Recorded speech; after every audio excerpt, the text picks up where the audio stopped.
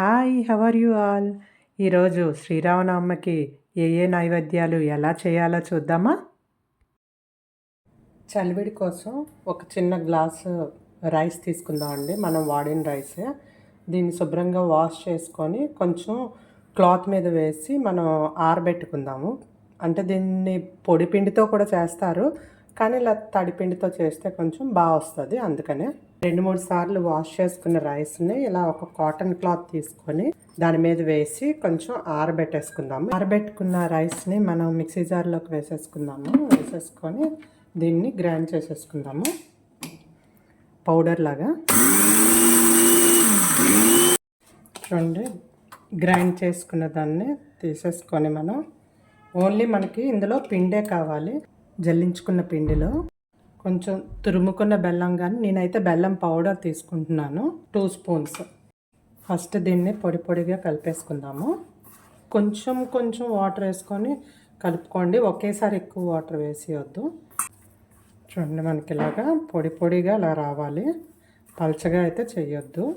లాస్ట్లో ఒక స్పూను నెయ్యి వేసుకోండి. నెయ్యి వేసుకొని మళ్ళీ ఒకసారి మొత్తం అంతా కలిపేద్దాము. శ్రీరామనవమికి నైవేద్యంగా పెట్టే ప్రసాదంలో ఒకటి రెడీ అయిపోయింది, చలివిడి. పానకం కోసం వాటర్ తీసుకొని అందులో కొంచెం బెల్లం వేసి ఒక్క 10 మినిట్స్ ఉంచితే ఇది బెల్లం అంతా ఈ వాటర్లో కరిగిపోతుంది.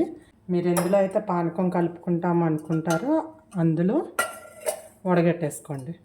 ఎందుకంటే బెల్లంలో కొంచెం ఏమైనా డస్ట్ ఉన్నా ఇలా వడగట్టుకుంటే అవి పోతాయి. దీన్ని ఇప్పుడు ఇలా నిండగా వాటర్ వేసుకొని దీన్ని పక్కన పెడతాము.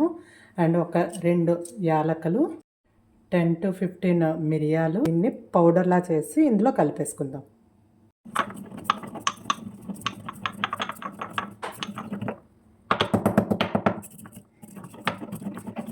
ఈ పౌడర్ని మనం ఈ బెల్లం వాటర్లో కలిపేసుకుందాం. ఇలా మొత్తం కలిపేసుకొని ఇందులో తులసి ఆకులు కంపల్సరీగా వేయాలండి పానకంలో. ఇది పక్కన పెట్టేద్దాం. మన సెకండ్ నైవేద్యం కూడా అయిపోయింది, పానకం. ఇప్పుడు మూడో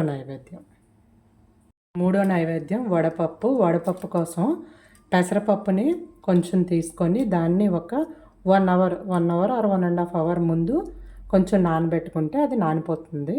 నేను ఆల్రెడీ 1.5 అవర్ ముందు నానబెట్టుకున్న పెసరపప్పు నానిపోయిన తర్వాత దాన్ని వాటర్ అంతా స్ట్రైన్ చేసేసి మనం ఒక గిన్నెలోకి తీసేసుకుందాము. ఇదిగోండి, దీని మీద బెల్లం ముక్క పెట్టుకుంటే వడపప్పు కూడా రెడీ అయిపోయింది. చూడండి, శ్రీరామనవమికి నైవేద్యంగా పెట్టే పానకం రెడీ, వడపప్పు రెడీ, చలివిడి కూడా రెడీ అయిపోయింది. భగవంతుడు అందరికీ ఆయురారోగ్యాలను, ఐశ్వర్యాలను ఇవ్వాలని కోరుకుంటూ మీ అందరికీ శ్రీరామనవమి శుభాకాంక్షలండి. మీరు రేపు ఇవన్నీ చేసి దేవుడికి నైవేద్యంగా పెట్టండి. Thank you for watching my channel.